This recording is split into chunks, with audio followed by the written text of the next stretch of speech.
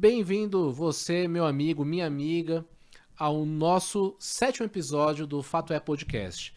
Olha, antes de apresentar aqui o nosso convidado, já vou pedindo para você a curtir nossa página no Instagram, a curtir também a nossa página lá no YouTube, a ativar o sininho para receber os nossos próximos vídeos e também curta, compartilha e também faça um comentário, até mesmo com sugestões de próximas entrevistas para os próximos programas. E para você que assistiu aí o nosso vídeo anterior, em que nós fazemos uma introdução ao que seria o programa de hoje, já saiba que o nosso programa será imperdível, na minha opinião, talvez um dos melhores aqui já gravados, tá? Vou entrevistar hoje o meu amigo e psicólogo, Dr. Edson Carlos, tá? Tá aqui, doutor. Seja bem-vindo aqui. E nós vamos tratar hoje sobre saúde mental. Tem muita questão sobre esse assunto. Tá? É um assunto super recente e cada vez mais próximo da vida das pessoas. Então, curta esse episódio, compartilha, manda lá no grupo da família, manda para a pessoa que você gosta, tá? Porque a gente vai discutir assuntos aqui que são cruciais para o bem-estar. Doutor, primeiramente, obrigado pelo convite, obrigado pela sua vinda aqui ao Fato É Podcast. Sabe que a gente se sente honrado aqui de ter um psicólogo do seu gabarito conversando conosco. O doutor é psicólogo e tem sua clínica, seria, não sei se é o termo, né? Se apresenta, onde é a sua clínica, tem que se apresentar o CRP também, é isso? Isso, vamos por atuar partes, vamos né? por partes, né? Dr. Matheus Santana, meu irmão. Primeiramente eu quero agradecer a oportunidade de estar aqui e nós levantarmos esse tema tão quanto importante na nossa sociedade, que é a saúde mental. Então, nesse programa aqui, o Fato É Podcast, tenho certeza que a gente vai abrir esse leque e levar informação para todo o seu público sobre o cuidado e a importância que temos de ter sobre saúde mental. Sou o Edson Carlos, psicólogo, atuo na área de atendimentos psicoterápicos e avaliações psicológicas. A minha clínica, ela chama-se REI. Por que REI? Porque as iniciais do nome dos meus filhos. O Rui, que também é psicólogo hoje, o Ettore e a minha princesinha Yasmin. Então, dentro desses 3 pilares da humanização da minha geração, eu desenvolvi o nome da minha clínica. E hoje a gente atua nas áreas das avaliações psicológicas, também avaliações dentro das normas regulamentadoras NR33, 35, do SASMAC também, que é transporte de cargas perigosas, e até da questão do porte de arma, sobre os profissionais de segurança que ali necessitam. Mas a base da minha atuação, do Edson Carlos Psicólogo, é o atendimento psicoterápico. Quero mandar um abraço a todos os meus pacientes, 98% são mulheres, e a gente pode até pontuar sobre isso e perceber o quanto o homem também precisa se permitir entrar em análise. A gente vai abordar sobre esse assunto, mas antes de eu abordar sobre esse assunto homem, né, e terapia, né, porque os homens são mais resistentes à terapia. Isso eu acho que é estatístico, né? Mas aonde veio o gosto pela psicologia? Eu fiz o curso técnico, que não é da sua época, viu, doutor Matheus Santana? Mas eu fiz o curso técnico de administração de empresas aos 17 anos de idade, onde eu li um livro sobre as rosas, e era um livro de psicologia. E naquele curso técnico de administração que eu fiz, eu me apaixonei pela saúde mental sobre esse livro, onde fala que as rosas, ela tem todo o seu aroma, tem toda a sua beleza e tem os seus espinhos. E, entretanto, os espinhos podem ser simbolicamente marcas da vida, mas também pode ser a própria defesa da saúde mental. Então, a paixão da psicologia veio nesse momento. Tive a possibilidade, aproveitar a oportunidade, a possibilidade também faço parte, até hoje, da corporação da Polícia Militar, onde eu tive essa disponibilidade de fazer a minha faculdade de psicologia em 2002. Então, fiz a faculdade de psicologia, então esse início da saúde mental começou com um livro sobre as rosas. Qual graduação você na Polícia Militar? Polícia Militar, hoje eu atuei de 2012 a 2019 na saúde mental no ABC, onde nós atuamos diretamente com os policiais que passavam por ocorrência. Então a minha função técnica, ela sobrepõe sobre a própria graduação. Hoje eu sou o cabo da Polícia Militar, estou cabo, sempre é um estado. Entretanto, os pilares técnicos fez a nossa capacidade de atender não somente os praças, mas também os oficiais da Polícia Militar. Quero mandar abraço a todo o efetivo do ABC e também da Baixada Santista, que nós atuamos diretamente lá também, com o nosso psicólogo lá, o Wilson. Bacana. Mas até entrando nesse assunto, né, questão de ser um policial e também ser psicólogo, né? Existe uma resistência, ou então...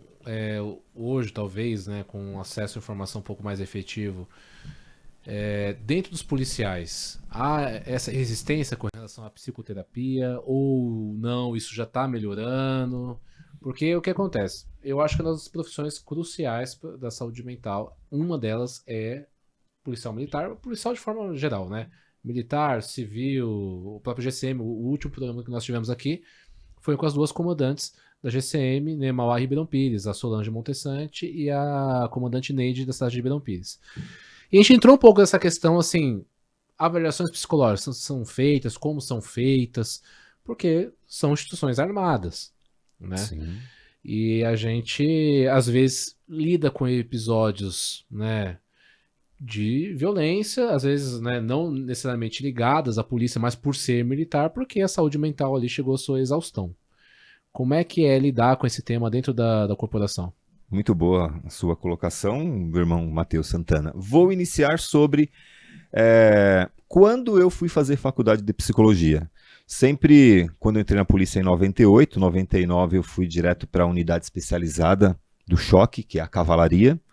E quando foi em 2001, eu fui fazer faculdade de psicologia. E não direito, mas uma das possibilidades que a polícia dá é o quê? O policial que vai fazer a faculdade, ele tem, não direito, mas a possibilidade de fazer um horário diferenciado para você fazer a faculdade. E quando eu fui informar ao meu comando que eu ia fazer a faculdade, ele falou assim, nossa, Edson, parabéns, e a faculdade de Direito você vai fazer aonde? Eu falei assim, comando, não é a faculdade de Direito, vou fazer a faculdade de Psicologia. E eu recebi uma resistência. Ele falou assim, psicologia dentro da Polícia Militar, como que é isso? Por quê? Eu falei, porque eu me identifiquei com a saúde mental, através do livro, e já passou esse momento, tá? Mas eu não tive a mesma disponibilidade dos mesmos alunos de Direito que tinham de contribuir com o horário. Então, assim, foi uma luta desde 2002 para mostrar que a saúde mental ela precisa ser um pilar de uma sociedade equilibrada. Então, o início foi uma resistência. Hoje, podemos classificar que a saúde mental não somente dentro das corporações de segurança, pode ser a Polícia Militar, a Polícia Civil, a Polícia Federal, as guardas municipais, mas ele vem desconstruindo, na nossa própria sociedade, vem desconstruindo aquela fantasia de que quem procura psicólogo é louco, quem procura psiquiatria tem uma loucura. Então, assim, a loucura é não conhecer a sua intimidade psíquica. A Polícia Militar hoje, do estado de São Paulo, tem um programa, antigamente, acredito que tem alguns policiais aqui de outros tempos, que chamava PROAR. O PROAR era um procedimento onde o policial que passava por uma ocorrência, especificamente quando havia a resistência à questão do incidente que ocorre a morte, né, de uma pessoa, e o desenvolvimento de base científica sobre esse programa transformou na Polícia Militar, não me recordo se foi em 2007 ou 2008, não me recordo, e se transformou de PROAR para PAPM, Programa de Acompanhamento ao Policial Militar, dentro da diretriz do Subcomandante-Geral. Hoje o PAPM é um dos programas mais reconhecidos no Brasil sobre saúde mental, no Brasil. Polícia de Minas Gerais utiliza já o modelo do PAPM da Polícia do Estado de São Paulo, Polícia do Rio de Janeiro, o próprio... a unidade especializada lá, o BOP.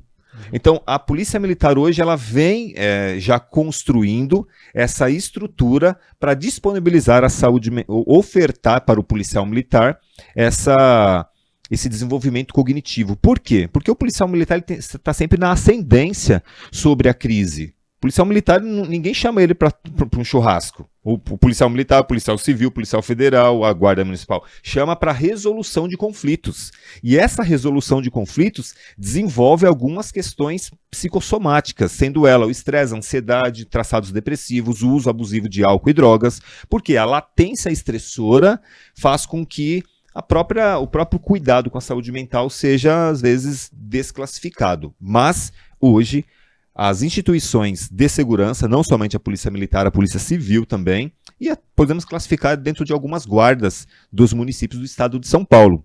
Posso dar um exemplo, a guarda de 2 córregos no interior de São Paulo. Já tem uma linha de atuação sobre os profissionais de saúde, os profissionais de segurança, sobre o cuidado que temos que ter com a saúde mental. Todo projeto de saúde mental dentro de qualquer instituição, ela requer sempre uma lapidação. E eu aproveito a oportunidade de estar aqui para falar que é necessário sim uma lapidação sobre como atuar na saúde mental da Polícia Militar do Estado de São Paulo. Lapidação, para procurar cada vez mais o aperfeiçoamento. Então, dentro desse conceito, a saúde mental nas instituições, Matheus Santana, meu irmão, ela vem passos curtos, sim. Mas ainda há muita resistência? Quando eu falo resistência, não é necessariamente a resistência do comando, que eu acho que hoje isso já está mais flexível. Eu estou falando dos próprios pacientes, porque veja, dos próprios policiais. Porque se a gente encontra resistência na pessoa, no civil comum, na rua, para você conseguir levar essa pessoa à psicoterapia, já é uma luta. Todo mundo conhece o familiar que você sabe que precisa. Sim. Aliás, todo mundo precisa de terapia, inclusive o próprio psicólogo. Não, principalmente porque o psicólogo. simbolismo da dor, latente também, sobre a dor do outro, eu posso esquecer da minha dor. Não adianta eu curar o outro, e curar no sentido simbólico, Sim. mas não adianta eu esquecer dos meus sofrimentos. Todos nós precisamos de terapia. Isso é um fato. Né? Então, a pessoa que nega isso está negligenciando a sua própria saúde mental. E se isso ocorre na vida do cotidiano, enquanto mais numa instituição hierarquizada, militarizada, né, com todo o seu estatuto social, sua tradição, né, e inclusive simbolismo do mais forte, né, porque a instituição Sim. militarizada, o exército, a polícia militar, tem o mais forte, todo aquele simbolismo, aquele arquétipo construído sobre a farda e sobre o simbolismo da polícia militar, como as unidades especializadas. Vou dar o exemplo clássico da rota, por exemplo. Tal. Como trazer esse cuidado, né, da saúde mental dentro de uma instituição que claramente vai encontrar resistência. Qual é esse Sim. desafio? Com muita maestria, você trouxe uma fala também no conceito psíquico sobre os arquétipos, e eu vou utilizar esse cenário arquetipiano sobre o simbolismo do herói. Tá, mas eu vou responder a pergunta do meu irmão Matheus Santana. Convicção, mas assim, até para a pessoa que está assistindo, para Sim. poder entender assim o que é arquétipo.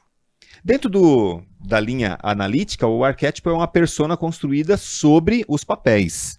Então, quando um arquétipo, o simbolismo do herói dentro da polícia militar, vamos dar um exemplo mais, vamos falar assim, mais simples. Será que nós conseguiríamos ver o super-homem indo em um analista? Nunca fizeram um episódio desse. O Homem-Aranha indo em um analista, os heróis simbólicos. Nunca nem imaginei isso.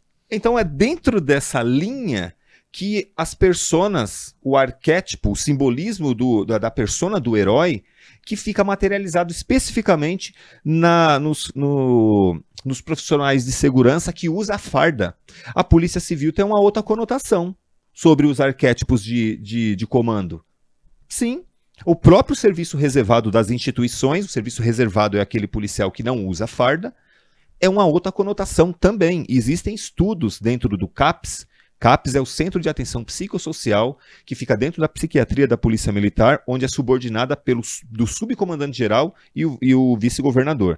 Então existe essa hierarquia. Mas voltando sobre a sua colocação, que foi muito atrativo o que a gente está falando sobre saúde mental, esse arquétipo, essa persona do herói em que não pode demonstrar o sofrimento. Então, assim, há uma resistência sobre esse herói que tem que falar assim, eu tiro a capa e falo sobre as minhas dores. Mas eu tenho uma boa notícia para dizer sobre a experiência que nós tivemos de 2012 a 2019, onde o simbolismo também da unidade especializada da rota, e que na nota de instrução do PAPM diz que o comandante poderá apresentar o seu policial em uma determinada unidade de saúde mental do estado de São Paulo. Quero até aproveitar e mandar um abraço para o Onias, psicólogo hoje, atua diretamente na faculdade, Anhanguera, e também por ele ter sido um dos nossos grandes psicólogos da saúde mental da Polícia Militar. Hoje ele está aposentado. Lourenço também, psicólogo Lourenço, e eu não poderia esquecer, vou responder sua pergunta, mas estou buscando um reconhecimento aqui dos profissionais de saúde mental que trabalharam comigo, e nós temos números e dados para mostrar que quando o psicólogo ele tem a identificação também das personas do herói, ele fica mais fácil para entender o sofrimento daquele herói. E não posso esquecer da nossa eterna Thaís Valéria Fanasca Meloni, hoje em memória, onde ela sofreu, conforme as funções institucionais corre risco, hoje ela não está mais entre nós, mas foi ela uma das grandes fundadoras da saúde mental do ABC.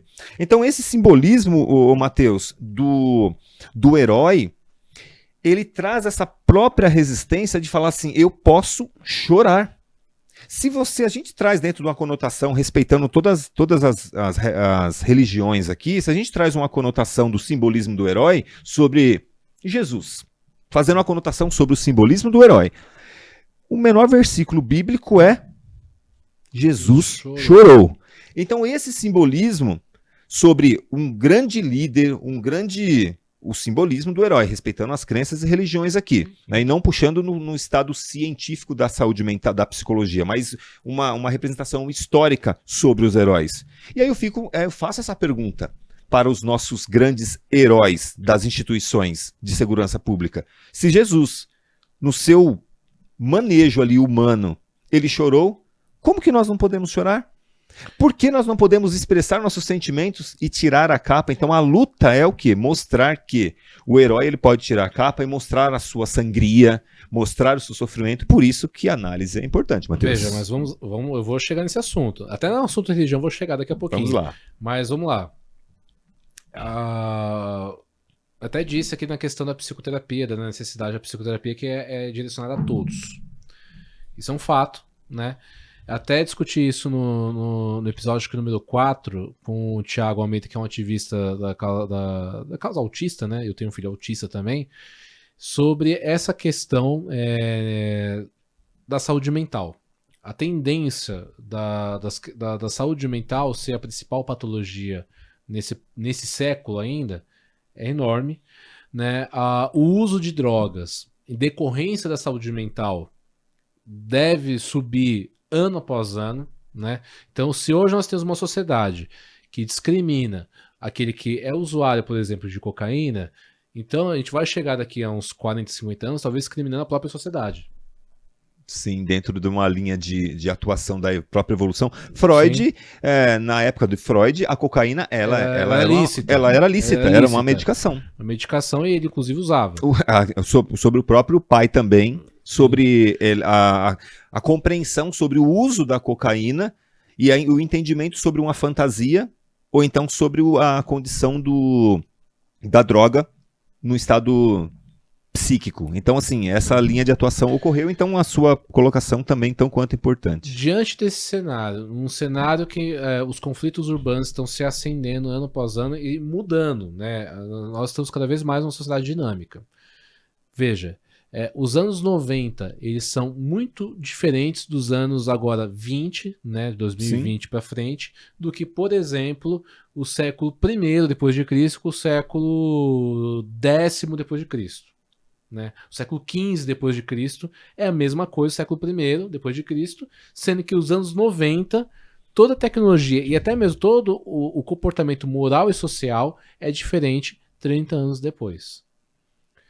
Isso entra também dentro das instituições de repressão e de controle social, entre elas a polícia militar. No Brasil, né, somos uma das poucas instituições, dos poucos países que a polícia é militarizada.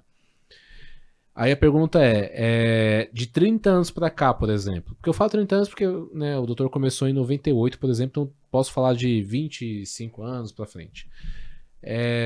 Como é tratar como era tratar desse assunto, saúde mental, em 98, 99, 2000, e como é tratar esse assunto em 2023?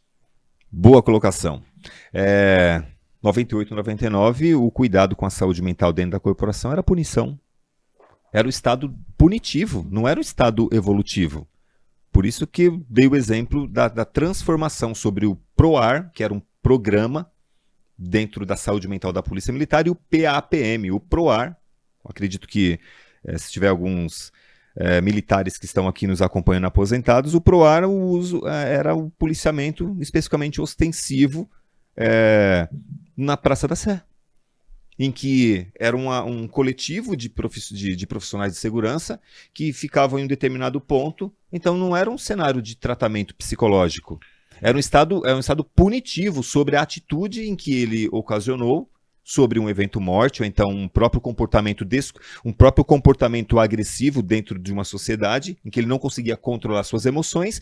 Então era dentro dessa condição. Dentro da evolução da própria ciência da psicologia, que a psicologia ela é uma ciência, ela vem evoluindo, esse programa do PAPM ele foi incluindo algumas questões científicas. Então uma delas era, não tem como punir alguém que está sendo punido já. Não tem como cuidar da saúde mental quem está sendo punido. Sobre a questão de álcool e drogas, não sei se eu respondo agora, mas eu quero responder diretamente essa sua colocação. Como é hoje o tratamento da saúde mental das instituições e como que era antes. Então eu vejo uma grande evolução, porque antes era um estado punitivo. Hoje, alguns policiais ainda vê como punição.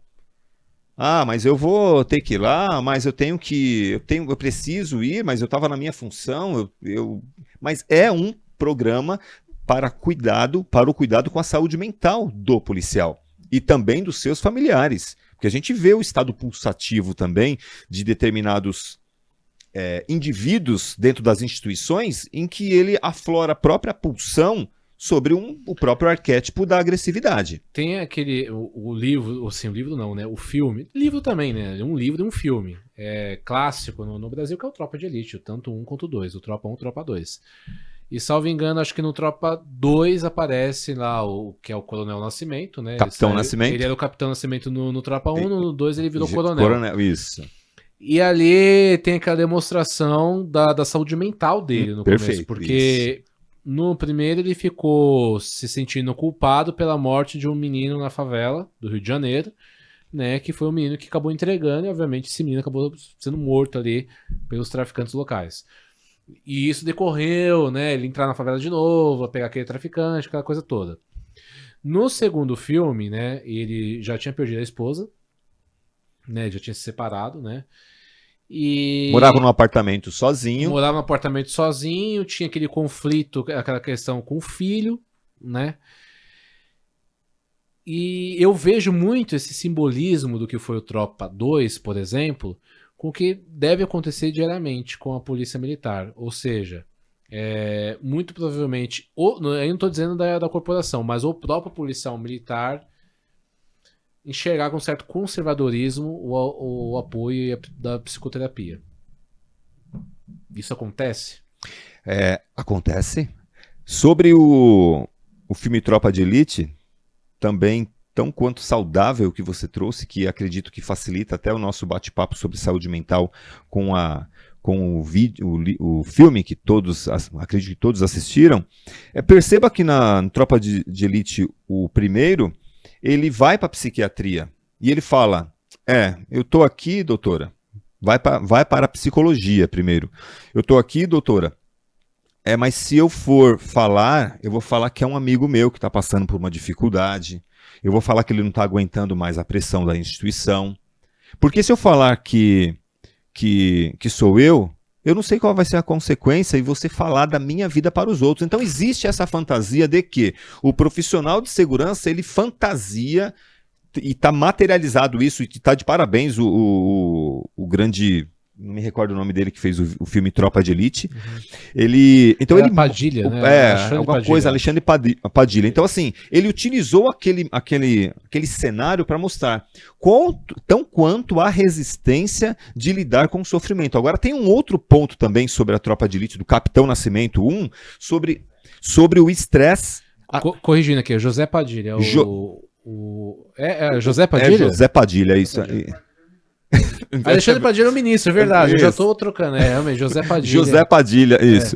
Então, naquele Tropa de Elite 1, que o nosso José Padilha, com muita maestria, fez aquele filme, mostra que o estressor social sobre o papel do Capitão Nascimento é a consequência também do próprio reflexo da sociedade. Então, assim, como é que a gente lida com o espelhamento social? E que quando ele vai com aquele estresse, aquela ansiedade, perceba que tem um momento do filme que ele fica andando para lá e para cá.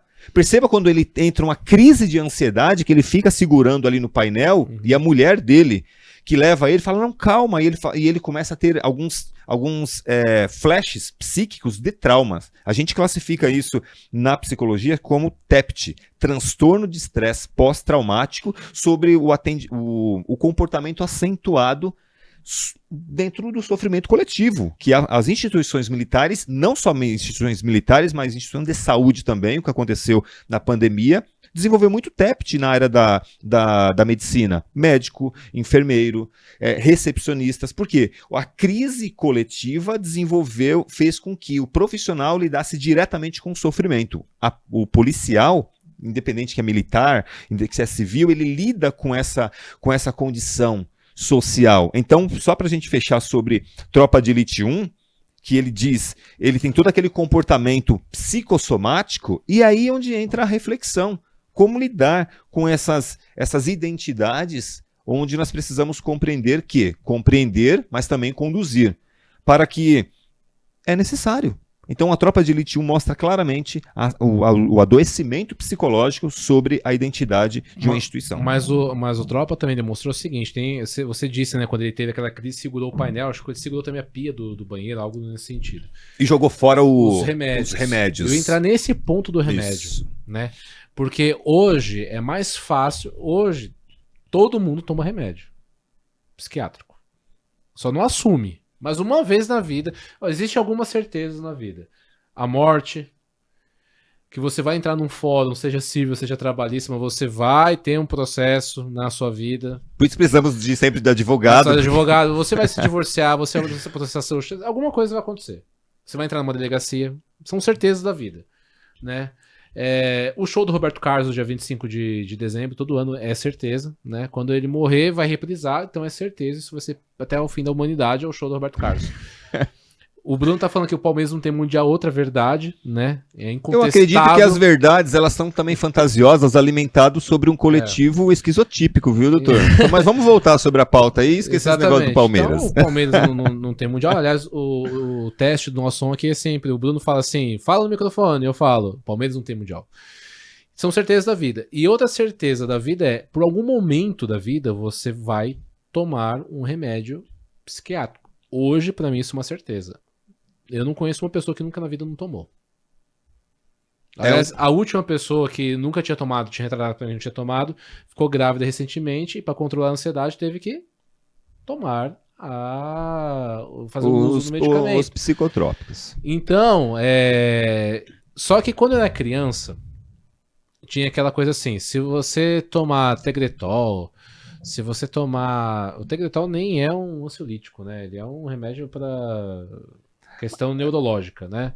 Mas se você tomar um Rivotril, você é louco. Então, E hoje nós caminhamos de uma sociedade que tira essa questão do louco que toma louco que toma remédio, né? Então, se você tomar Tegretol, logo você é louco, né? Para uma sociedade que toma remédio, se dopa, mas não vai resolver aquela demanda mental que você tem, que você só resolve com o apoio da terapia. Então, a gente está caminhando para ser uma sociedade de dopados. É uma colocação bem para trazer uma reflexão, o que é o dopar-se e não ter acesso e contato com o verdadeiro sofrimento.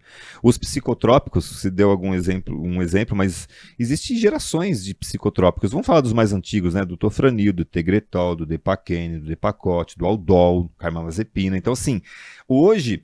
Mas eu vejo por um outro lado também, Matheus, que essa questão... Eu não prego nada contra remédio, não. Acho não, que então, se for mas necessário, isso que eu quero pontuar. Assim, a questão da saúde mental, você tomar um Rivotril, você tomar um Tegretol, por exemplo, e outros remédios aí, né, da psiquiatria, não é igual você tomar um remédio para diabetes. Acho que até na ciência existia esse conceito lá atrás, quando começaram a descobrir esses medicamentos, começaram a desenvolver esses medicamentos. Mas não adianta você tomar um ansiolítico achando que você vai tratar da ansiedade assim como você trata a pressão alta. Porque a sua ansiedade, imagino eu, né? Eu tenho aqui um conceito mais filosófico da coisa. Mas a ansiedade você vai resolver, por exemplo, quando você resolver a raiz da demanda que ela traz dentro de você. Que aí você só consegue resolver como? Com a psicoterapia e com você tomando atitudes, né? A gente vai entrar na filosofia daqui a pouco, mas tem uma corrente filosófica dos anos... Né, os anos não, né? Do século XX para cá, né? Que é o existencialismo. E tem uma famosa frase do Sartre que fala: nós somos condenados à liberdade. Aí quando você fala assim, nós somos condenados à liberdade, a pessoa nunca sabe o que isso quer dizer. Liberdade é você vive, né? Porque esse existencialismo ele tá com foco no homem, né? Então o homem é o centro das coisas ali. E a partir desse momento você está condenado à liberdade, ou seja, você tem que tomar decisões o tempo todo, e isso tem uma ligação óbvia com a saúde mental. E tomar decisões ao tempo todo, você tem um ônus e você tem um bônus. Você vai colher disso. E muitas vezes você vai colher o ônus, né? Toda ação que as pessoas tomam na vida, ela tem um ônus. O doutor veio aqui, poderia estar com a família, com a Yasmin, mas teve o ônus estar aqui. É só uma simbologia, né? Então, todo ato que você tem na sua vida, você tem um ônus. Deu para compreender um pouco essa linha de raciocínio? Perfeito. Logo, se eu sou condenado à minha liberdade e eu vou suportar o ônus da minha liberdade, é óbvio que isso vai me trazer consequência existencial. Né? E que eu não vou resolver essa consequência existencial me dopando. Não sou contra. É necessário, às vezes, você tomar um diazepam. Sim. Mas não vai ser o diazepam. Ele vai resolver pontualmente aquele problema. Mas a demanda é só com a psicoterapia. O que você está pontuando, Matheus, é sobre os fatores psicossomáticos. Vamos dar um exemplo da depressão. Dentro do Código Internacional de Doenças, F32.0.1.2.3, então existem o grau de depressão. Eu sempre trago de uma forma também simbólica para a gente entender melhor a questão da depressão. É como se você estivesse dentro de um barquinho, no meio do oceano, sem nenhum remo.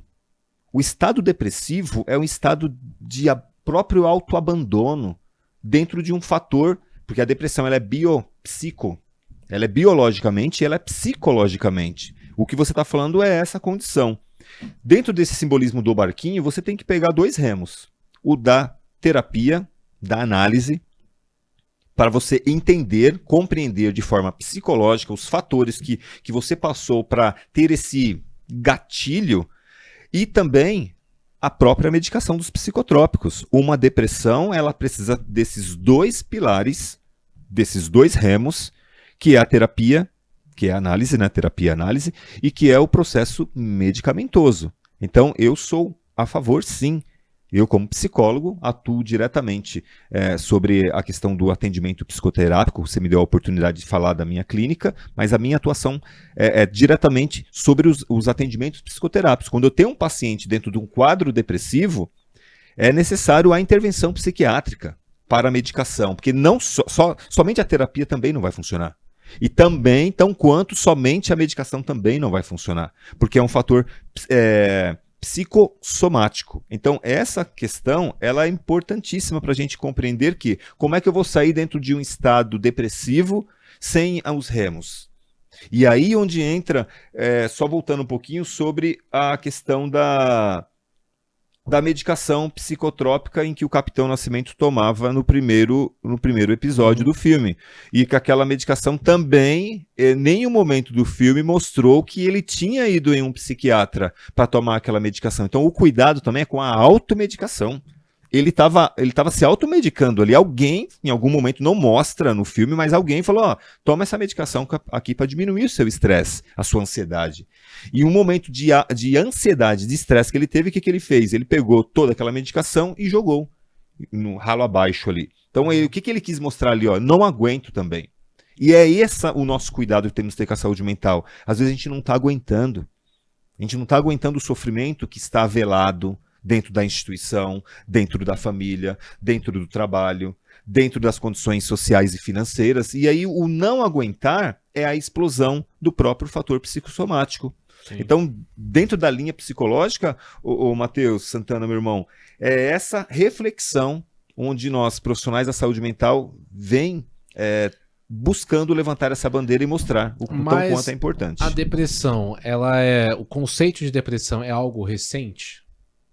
A depressão sempre ocorreu, sempre existiu na humanidade. Se você vê históricos, né, descritos aí, você falou sobre a questão da filosofia, você vê os filósofos, a própria verbalização e escrita dos filósofos está dentro de um conceito bem depressivo. E onde ele conseguia expressar a sua angústia sobre os poemas. Quando você pega uma linha também religiosa e o simbolismo dos autores da nossa religião, mostra também comportamentos depressivos. Então a depressão ela sempre existiu. A gente tocou agora o assunto, palavra, religião, né? Sim. Por quê? Porque, por exemplo, religião, Bíblia.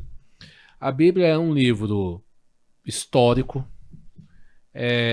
obviamente religioso e também filosófico. Quando a gente fala de depressão, eu sempre me lembro, né, de algumas figuras dentro da Bíblia. E veja, dentro da religião, existe algumas teologias que pregam o seguinte: olha, você vai para o paraíso se você tiver um sinal, né, que você é predestinado ao paraíso, o fato de você estar financeiramente bem, emocionalmente bem, no seu relacionamento tá saudável, né, não tem crise no casamento, aquela coisa toda. Inclusive, muito da teologia da prosperidade é pregada, né, nessa lógica. E isso cria ali uma casta de todo mundo tá feliz postando foto no Instagram. Só que quando você vai remeter ao próprio texto bíblico, por exemplo, que eu enxergo, como falei, também como texto histórico, sim, você vai enxergar o seguinte. Por exemplo, você disse, né, Jesus chorou. Mas eu vou lá no Velho Testamento. Eu vou lembrar de Davi. Sim. Né? A gente estava conversando sobre a questão da culpa. Eu vou lembrar do profeta Elias. Elias que, no seu desgosto pela vida, ou seja, pedindo a morte a Deus, foi alimentado por corvos, né? Corvo. Não me recordo se foi um corvo ou se foram vários corvos, né? Mas que trouxe ali para ele pão, né? O alimento e a água. Né? Que a sua jornada seria muito longa, tem toda aquela narrativa bíblica. Eu vou me lembrar, por exemplo, de Jesus Cristo. Que quando Jesus sabia do seu calvário, sabia que ele ia apanhar, que seria crucificado e teria o peso daquela responsabilidade. Jesus, né? Naquele versículo, quando Jesus chorou, ele fala sobre a culpa. A culpa não, né? Sobre o comportamento humano, né, naquela narrativa. Mas quando a gente fala, né, do sofrimento de Jesus um dia antes da sua crucificação, no sentido de que ele sabia que o que iria acontecer e a Bíblia fala assim, que o suor dele era sangue. Era sangue. Ou seja, é uma simbologia clara, eminente de um estado de ansiedade. Veja, Jesus era Deus, mas Deus colocou Jesus na Terra como homem. Então ele sofreu as coisas de homem, né? Segundo a narrativa bíblica. E Jesus passou por todo o sofrimento humano, ou seja, passou por dificuldade financeira, Passou por problemas familiares, Sim. né? Passou por descrédito da sociedade, passou por injustiça, ele foi caluniado, ele sofreu de doença, teve problema com a saúde mental, porque ele teve ali uma ansiedade, né? Sim. E acima de tudo, depois ele ainda foi ali injustamente crucificado, passando por todo tipo de tortura. Então ele passou por todo tipo de sofrimento humano, né? Perfeito. Então Jesus, que era Deus, teve ansiedade, né? Sim. Davi, que foi o principal personagem bíblico do Velho Testamento, junto com Moisés, teve culpa, teve depressão. E aí no episódio no vídeo de introdução aqui ao nosso episódio, eu falei de Salomão. Por que eu falo de Salomão? Porque Salomão, ele foi o rei mais próspero que já existiu na Terra, pelo menos segundo a narrativa bíblica, né? Segundo a narrativa bíblica, Salomão foi o mais próspero. Esse é o primeiro ponto. Segundo ponto, sendo o mais próspero, ele também pediu a Deus a sabedoria. Então ele foi o mais próspero financeiramente, né? Ele era muito poderoso e também era o mais sábio, né? O Salomão tem vários livros escritos, inclusive alguns apócrifos, né? Sim. Além disso, ele teve 1000 mulheres, fora as concubinas. Quer dizer, ele gozou de toda a questão carnal, né? Ele, obviamente, por ser rei, ele viajou e teve todos os presentes da vida. Aí quando você vai olhar o livro de Eclesiastes, que na minha opinião é o livro mais filosófico da Bíblia, ele vai dizer o seguinte: aonde há muita sabedoria, há muito enfado. E quem procura muito conhecimento, procura dor. Tá lá no versículo 1 de Eclesiastes. No capítulo 1, versículo 1 de Eclesiastes.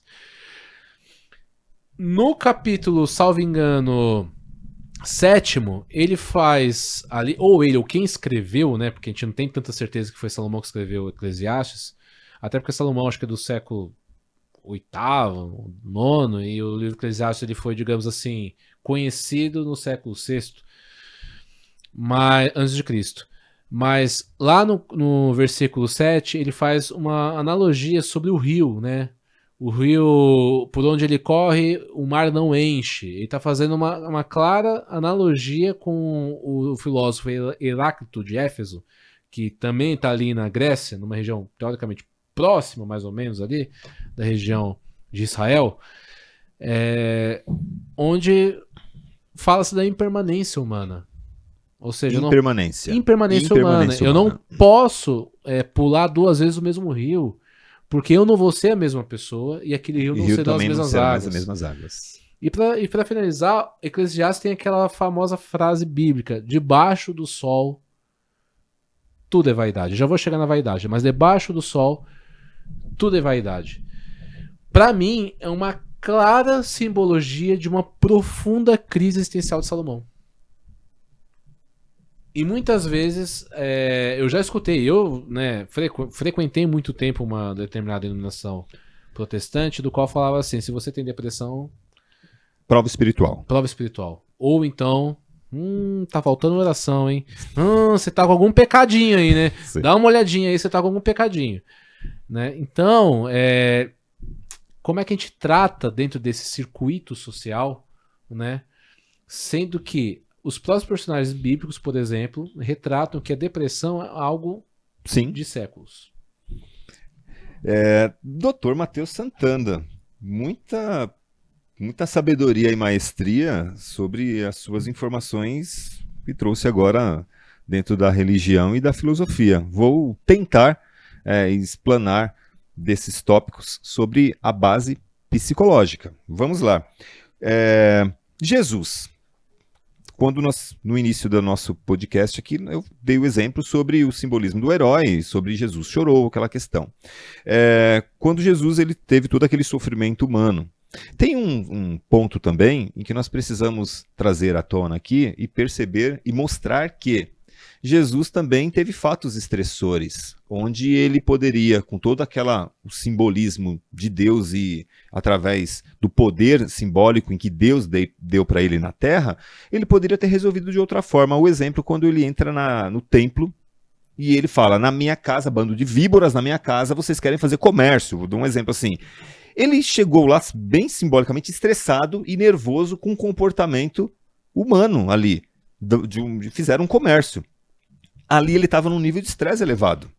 Então, Jesus ele passou pelo nível de estresse também sobre o comportamento do outro. Trago a nossa luz da nossa sociedade atual. Até tão quanto a gente passa por estresse pelo comportamento do outro. Agora, quando eu me conheço, conheça-te a ti mesmo, quando eu me conheço, o estressor externo ele não é tão invasivo. Ele não é tão invasivo, porque eu me conheço. Então, o autoconhecimento, ele é importante. Jesus, com certeza, ele tinha um autoconhecimento, mas dentro das representações, será que o exemplo não é para mostrar isso? Como eu vou lidar com esse comportamento coletivo onde desenvolve os meus estressores? Jesus, esse é um exemplo. Quer pontuar? Mas vou Sim. pontuar nesse ponto. Você falou, Jesus tinha um autoconhecimento. De fato. Veja só. Eu até faço esse comentário, né, para os meus amigos ainda da igreja e de outras religiões. Jesus, ele expulsou as víboras do templo, né? Demonstrou ali o seu nervoso. É uns poucos episódios bíblicos no qual Jesus mantém uma postura um pouco mais agressiva. Sim. E veja que ele mantém a postura mais agressiva sempre contra os sacerdotes. Ele tem uma resposta mais ríspida nesses episódios onde tem o pessoal testando ele, onde ele sabia a intenção do outro. Então ele tinha um autoconhecimento. Sim. Quer dizer, da defesa, né? Agora, por exemplo, quando o soldado romano foi prendê-lo e Pedro catou a espada e cortou a orelha, ele teve um outro comportamento. Ele não teve um comportamento nada agressivo. Ele colocou a orelha de volta. Isso é uma clara demonstração de conhecimento próprio. Ou seja, né, se a Bíblia nos convida a imitarmos Jesus, sob a ótica, por exemplo, da saúde mental, a primeira chave de uma saúde mental sadia, embora fique até repetitiva a questão, é o autoconhecimento? O autoconhecimento é a base sobre o equilíbrio psíquico. Porque quando eu me conheço, eu passo por essas circunstâncias humanas, o exemplo que você deu de Jesus, eu passo de uma forma menos dolorida. Porque e é importante a gente trazer essa temática aqui, porque de repente o que você passa na sua vida, eu passo da mesma forma, mas eu vou passar de forma diferente. Por quê? Porque a nossa história é diferente, o conceito psicológico é diferente, nós somos únicos, por isso nós somos únicos. Então, até aproveitar esse momento, quando um amigo seu procurar você, porque a saúde mental começa às vezes tomando um copo d'água com o amigo, depois que vai para a psicologia, para a psiquiatria.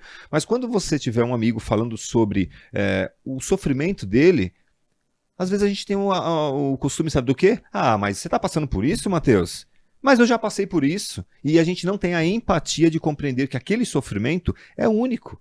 Então, dentro dessa linha de raciocínio, nós precisamos compreender que a saúde mental ela precisa ter essa empatia. Não sei se eu estou respondendo, se eu estou conseguindo responder sua pergunta, mas é porque é tão aberto esse leque sobre saúde mental e a sua história também, para que a gente traga com mais objetividade e assertividade, estão nos acompanhando aqui, essa percepção sobre as limitações do ser humano. Então, quando eu reconheço as minhas limitações, que é o meu autoconhecimento, eu estou protegendo a minha saúde mental ali.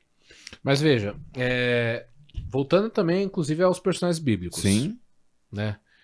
A depressão tá na Bíblia? De forma velada e indireta, tá. Davi, quando teve aquele comportamento onde ele... um exemplo, vou falar de Davi também, que teve um comportamento onde ele teve uma relação com a mulher Não, vamos ser honestos aqui. Davi adulterou e ainda matou o marido da... É isso, porque ele... Qual foi a história, né? Aquela mulher. Isso, mas... Matou, então ele sentiu ali a culpa. Isso, ele sentiu a culpa, mas ele tinha que resolver aquele problema. Então é o seguinte, primeiro ele teve o adultério, onde ela ficou grávida, e ele falou, o que eu vou fazer? Porque o cara tá na guerra, e ele que tinha mandado ele pra guerra. Quando voltou, ele falou assim, eu vou colocar esse cara de frente pra batalha. Porque em simbolismo também militares, o comando fica atrás. E os soldados vão à frente. E Davi, sabendo desse conceito também militar, que são as posturas, né, sobre uma tropa, Davi falou assim, não, o meu objetivo é o seguinte, resolver o meu problema. E o meu problema é que o cara não pode saber que a mulher tá grávida. Então Davi ele foi lá e colocou o comandante na frente da batalha onde ele realmente morreu. Então Davi, por esse conceito de culpa, de Mas a comportamento... culpa de Davi não veio na hora. Então, mas... Ele, ele tava tranquilão. Vamos usar o termo da juventude aí, embora Sim. eu sou jovem também, mas ele tava tranquilo. Até o profeta Samuel chegar nele e falar assim: olha, isso é uma pessoa, né? Mandar, né, matar o esposo, adulterar isso, o que tem que acontecer com ele? Tem que morrer. Esse cara é você, Davi. Aí bateu a culpa. Mas primeiro teve a condenação. Mas primeiro teve alguém que o condenou. Ele condenou um personagem que ele não sabia que era ele. Ele não tinha, naquele momento, a consciência do ato. Quem não tinha? O Davi. Davi não tinha consciência do ato, mas quando veio alguém e apontou o dedo e falou assim, apontou o erro, mas é aí que está às vezes o ponto. Será que é mais fácil a gente acolher quem erra ou apontar? Nós, dentro das entranhas psíquicas e coletivas da nossa mente, a gente às vezes tem mais a facilidade de apontar. Mas como é que a gente... Mas Sim. O profeta apontou ali, né? Sim, o profeta apontou. E resolveu, de certa forma. Porque sim, Davi sentiu a culpa, sentiu o arrependimento e teve toda a trajetória bíblica aí. Mas, assim, como nós iríamos tratar Davi hoje? Se isso acontece aqui... nesse estúdio aqui. Sim. Como iríamos tratar Davi hoje? Porque, veja, ele mandou um conceito militar, ele mandou um soldado de frente para a batalha, ou seja, ele estava mais preocupado em resolver o problema dele do que necessariamente vencer a batalha. Vencer a batalha, isso. Isso tem um traço que de sociopatia? De uma manipulação sobre o interesse individual. Então a gente pode falar sobre a questão da psicopatia e da sociopatia. Qual a diferença entre os dois? O psicopata ele é muito mais egocêntrico e agressivo sobre alguns comportamentos e ritos, né? O psicopata ele tem ritos. Então ele segue sempre o modus operandi. Com muito mais conhecimento você tem do que eu sobre a questão das palavras do direito, mas eu atuo também na área da psicologia forense, então algumas palavras de direito sobrepõem sobre o meu papel como psicólogo também. Então, assim, o psicopata, ele primeiramente ele não é uma doença, ele é uma condição psíquica. Não existe código internacional de doença que fala sobre a psicopatia. E a própria sociopatia. O sociopata, ele manipula a massa por interesse pessoal. E ele vai se alimentando sobre aquela manipulação coletiva para o objetivo dele. Perceba que os psicopatas, eles ficam por um tempo em uma massa. Depois, quando ele suga todo o interesse dele, ele vai para uma outra massa também. Freud fala sobre a teoria das massas também. Sim, tem o livro Psicologia das Massas. Sim. Então, esse comportamento humano, ele precisa ser difundido, compreendido, para que a gente entenda o que acontece no psique humano. Sobre as histórias, o próprio Davi, quando você falou, o próprio Salomão. Quando você falou que Salomão teve 1000 mulheres, hoje o sexo, de uma forma muito latente, 1000 mulheres, né, uma forma... Às vezes a diminuição do estresse e da própria ansiedade é aflorado através da própria vontade sexual muito acentuada. Isso, pra mim, doutor, simboliza muito essa questão do sexo, né? E Salomão simboliza muito a crise existencial. Por quê? Eu vou fazer uma analogia com a Náusea de Sartre, que é um clássico, né, da filosofia e da literatura do século XX. Veja, nós estamos falando de 15 séculos de diferença um pro outro, ou mais, não sei, né? Não, 15 não, né? Se um é do 1930, Salomão escreveu esse livro há, sei lá, 5, 6 séculos antes de Cristo, então estamos falando aí de uma diferença de mais de 1000 anos de diferença, né? 2000 anos de diferença. Então, tá vendo que matemática não é o forte do advogado. Mas a gente tá falando nem do assim psicólogo. a gente tá falando de 2 milênios de diferença e provavelmente de 2 autores que um não leu o outro. Obviamente, né, Salomão não leu Sartre e Sartre, muito provavelmente por ser ateu, não leu Salomão.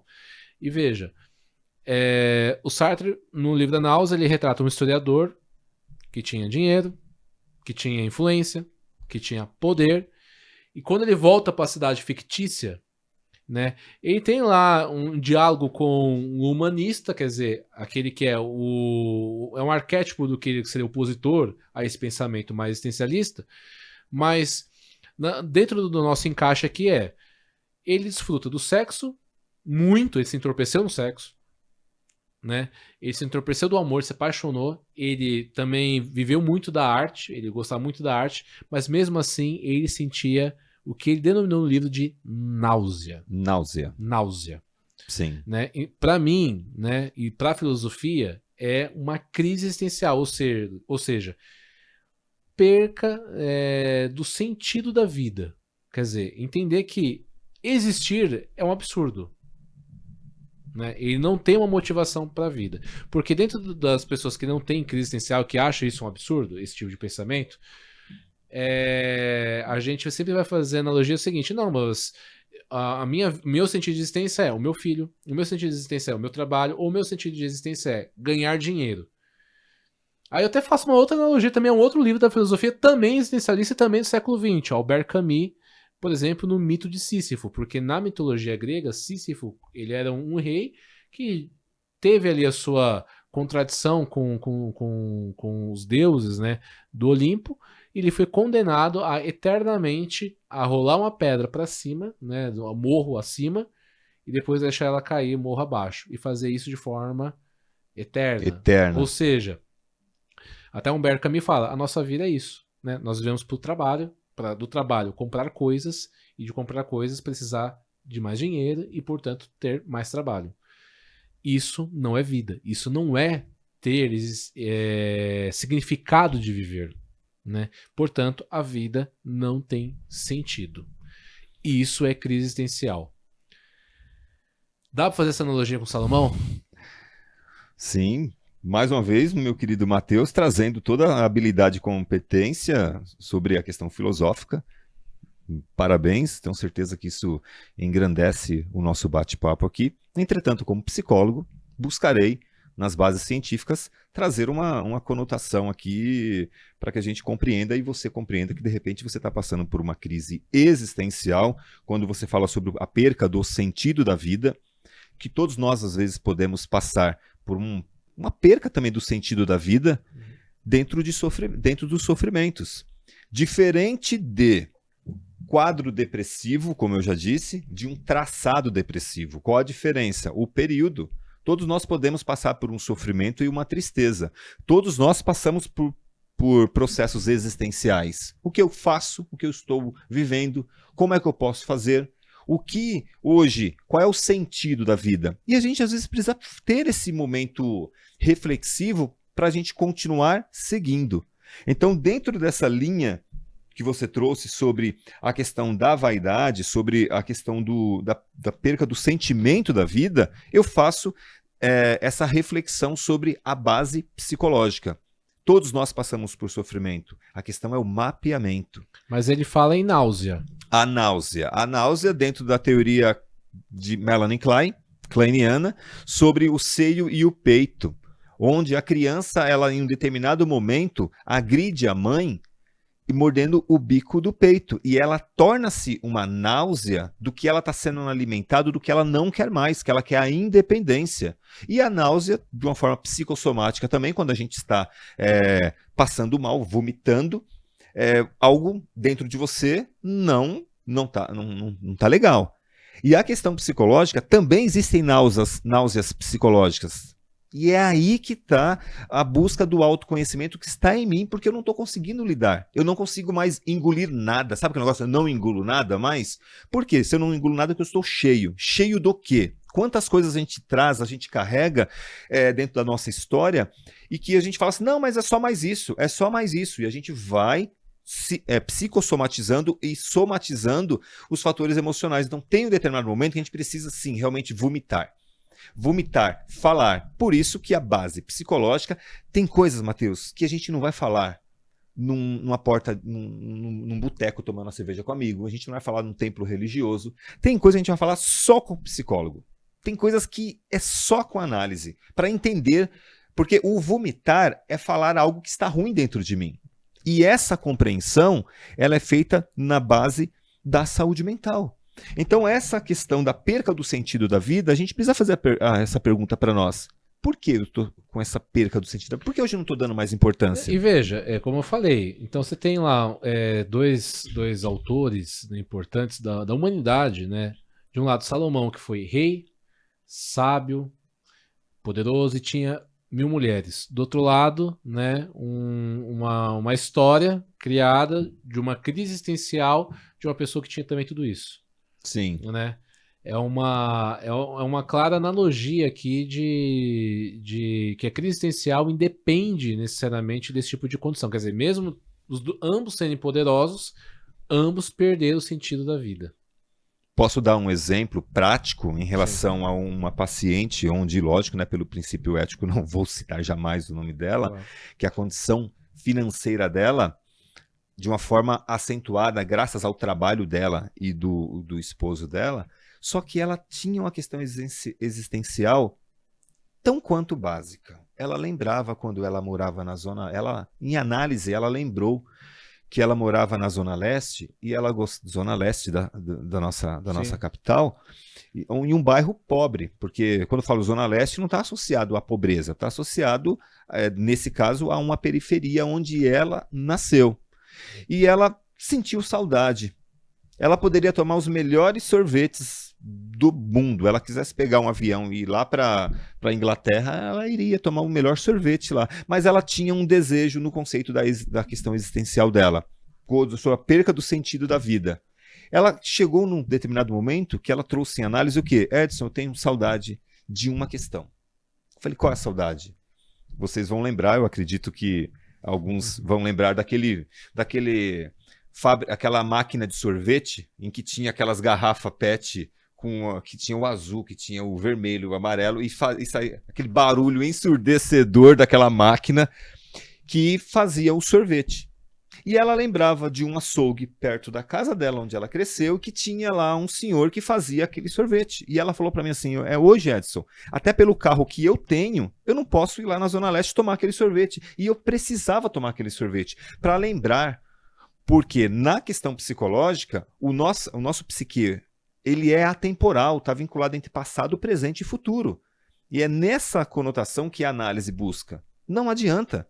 Tem situações que a gente precisa dar um passo para trás para dar 2 para frente. E um passo para trás é entender a história. Só para fechar essa questão dessa minha paciente, eu percebi a necessidade dela trabalhar essa questão existencial, porque ela perdeu o sentido da vida sobre toda a qualidade que ela tinha de tomar o melhor sorvete. Mas ela queria voltar naquele sorvete. Bem, com o carro que ela tem, né, ela não poderia ir lá num determinado local que ela queria tomar o sorvete. Eu sugeri para ela, porque a psicologia ela não induz, mas ela propõe. O que você acha para vivenciar e isso seja saudável para você? Bem, ela pegou um golzinho 2007 da funcionária dela e ela foi tomar um sorvete. Quando ela estava voltando, ela ligou para mim, emocionada, porque ela falou assim, eu entendo o sentido da vida agora. Então, às vezes, a gente precisa entender as nossas bases para a gente valorizar as nossas conquistas. Hoje, vários profissionais que têm a sua conquista de sucesso profissional, financeira, não vivencia, conforme os próprios autores aqui que você trouxe, não vivencia o sucesso. Por quê? O fator existencial é a busca acentuada por mais e por mais e por mais. E dentro da questão psicológica, o que a gente atua? Não tem problema de você desejar mais. A pergunta é se você está valorizando já a conquista. Não adianta você projetar e não viver já a conquista. Quais são as conquistas que vocês já conquistaram? Porque se a gente deseja mais, a gente precisa valorizar o que nós temos.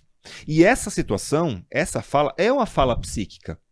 Porque senão a gente fica nessa busca do capitalismo, como você disse, sobre eu vivo, trabalho, eu compro. Essa questão do capitalismo pode consumir, sim, a própria possibilidade de compreender em que eu preciso entender a minha saúde mental sobre o que eu tenho, não sobre o que eu desejo. O desejar é importante, mas viver o que tem é saudável. Mas é o ter ou o ser?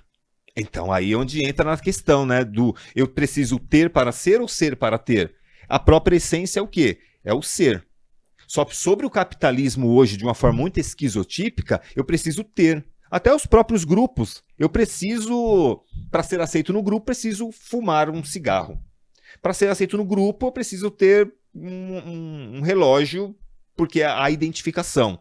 Então, o ser humano ele tem essa questão do ser também, ou melhor, do ter algo para fazer parte. Agora, a própria essência psíquica mostra que nem sempre o ter te dá a possibilidade do ser. Mas será que o ter não tá ligado à vaidade? Aí eu vou voltar a Salomão. Sim. O que Salomão fala? Debaixo do sol, tudo é vaidade. Debaixo do sol. Sim, debaixo do sol, tudo é vaidade. Vamos lá, dentro da questão psíquica, da questão psicológica. Tem um teste HTP, Casa, Árvore e Pessoa, que a representação do sol é a autoridade. A representação do sol é o simbolismo do pai. Quando Salomão fala debaixo do Sol. sol, tudo há vaidade. Debaixo do pai, ou debaixo da autoridade, a vaidade não está relacionada à perca do sentido da vida? Sim. Até que certo ponto a gente não está sendo responsável sobre o nosso sentido da vida, transfere para o pai, transfere para a autoridade. Olha, eu não estou conseguindo fazer isso porque o meu pai me proíbe. Eu não estou conseguindo fazer isso porque o meu chefe me proíbe. Eu não consigo ir no psicólogo porque a sociedade vai me rotular, que é o simbolismo da autoridade coletiva. Então, trazer essa questão da vaidade e essa interpretação sobre, você falou assim, tudo debaixo do sol é vaidade, nessa representação psicológica, o sol é a autoridade. Eu não sei se eu estou sendo claro para que a gente acompanhe. Vamos deixar aqui. isso mais objetivo. Vamos então, lá. debaixo de uma autoridade, eu sou vaidoso, é isso? Debaixo de uma autoridade, eu sou vaidoso. O que é a vaidade? O que é vaidade? A vaidade não está relacionado também à própria perca do sentido? A perca do sentido, mas também está relacionado a ter.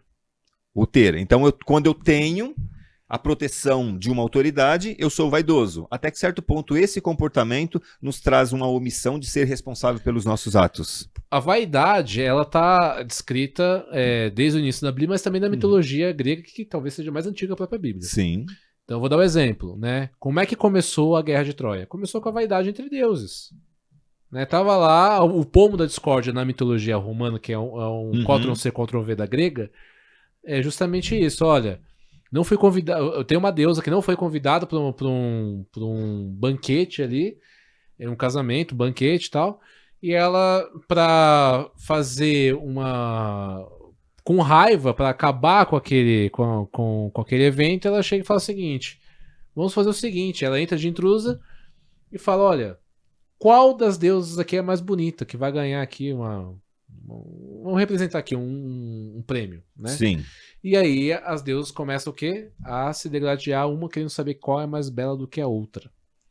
A partir do pomo da discórdia começa o quê? Conflito entre os deuses. Do conflito entre os deuses começa uma deusa interferir, né, na vida humana, né, porque Helena era muito bela. A partir disso, ela faz com que, né, o príncipe de Troia se apaixone por ela, sequestra ela, e a partir daí dá ao início a guerra de Troia, que tá lá em Odisseia, né, também tá, enfim, tá todas nas poesias de Homero, por exemplo.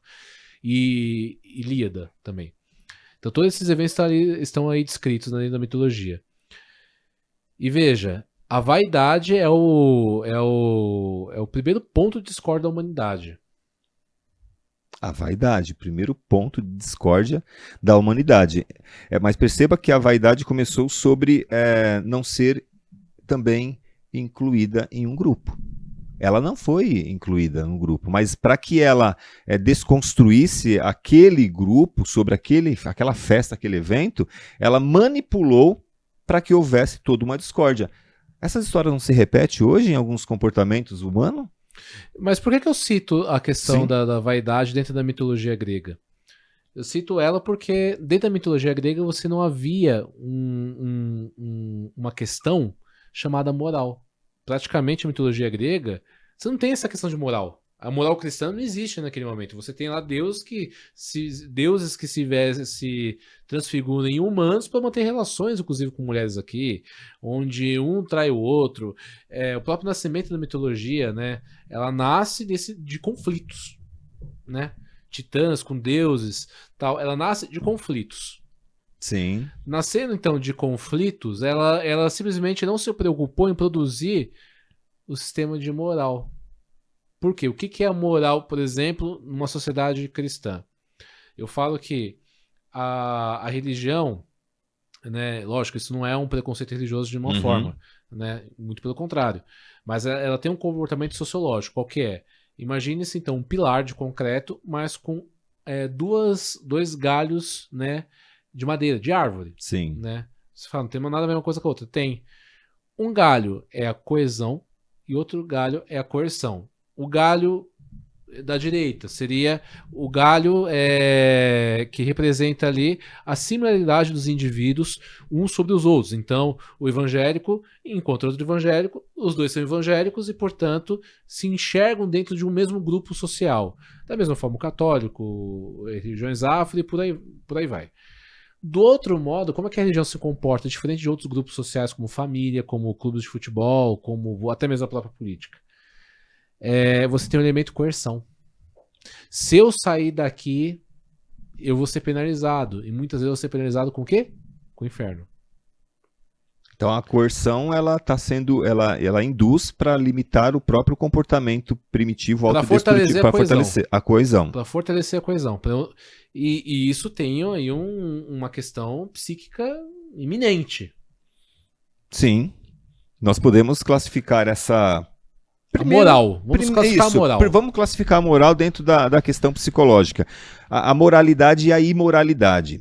Dentro do inconsciente coletivo, que é o fator primitivo do psique humano, existem as imoralidades ali. Existem os desejos, existem os comportamentos explosivos, existem toda uma condição ali da imoralidade, para a gente entender da moralidade e da imoralidade. Então, dentro do psique humano, tem toda essa questão autodestrutiva. Ponto.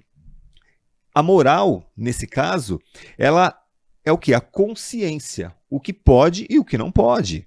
Então, se eu estou dentro de um conceito religioso sobre o que pode e o que não pode, aquilo é moral ou então aquilo é imoral. Entre a moralidade e a imoralidade, entre a moralidade e a imoralidade, a gente classifica entre inconsciente e consciência. E para ter o controle nosso psíquico, precisamos da barreira de recalque, das regras. As regras são importantes para lidar com o que é moral, com o que é imoral. E como a gente lida com essa barreira de recalque? São regras sociais, regras familiares, regras religiosas, regras culturais. Entretanto, quando a regra é muito aguda, acentuada, é como se fosse um filtro.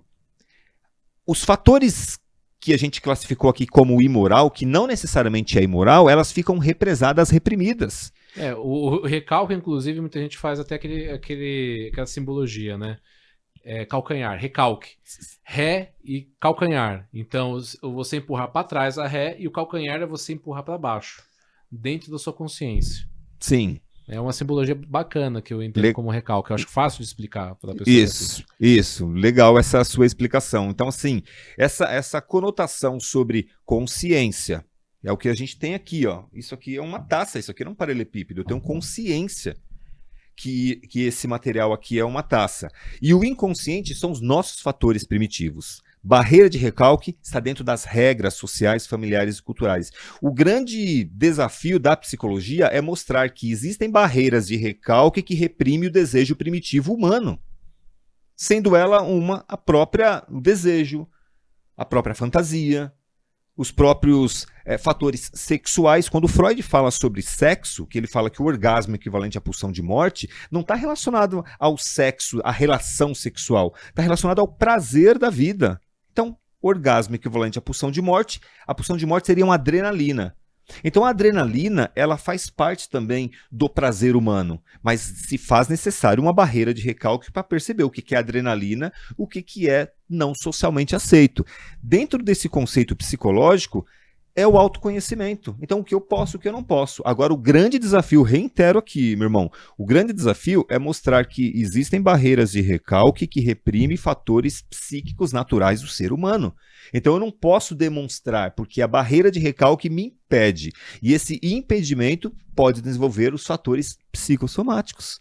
Então, eu não posso. E aí eu associo que isso é errado, que isso é pecado. E a gente pode perceber também, e eu um pouco conhecimento, o conhecimento ele é gradual, eterno, mas com a nossa pouca experiência na área da saúde mental, posso dizer assim, que você percebe alguns traçados depressivos sobre os recalques, sobre a repressão. Eu vou fazer, pra gente terminar aqui, Sim. a última analogia, né? Um livro que fala sobre o recalque, principalmente no sistema religioso, é Mal-Estar na Civilização do Freud. Sim. A náusea vem do mal-estar ou o mal-estar vem da náusea?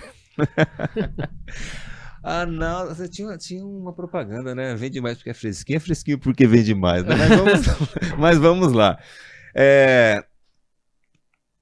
A náusea, na minha visão, é algo que veio de fora para dentro e aquilo não tá legal. Então,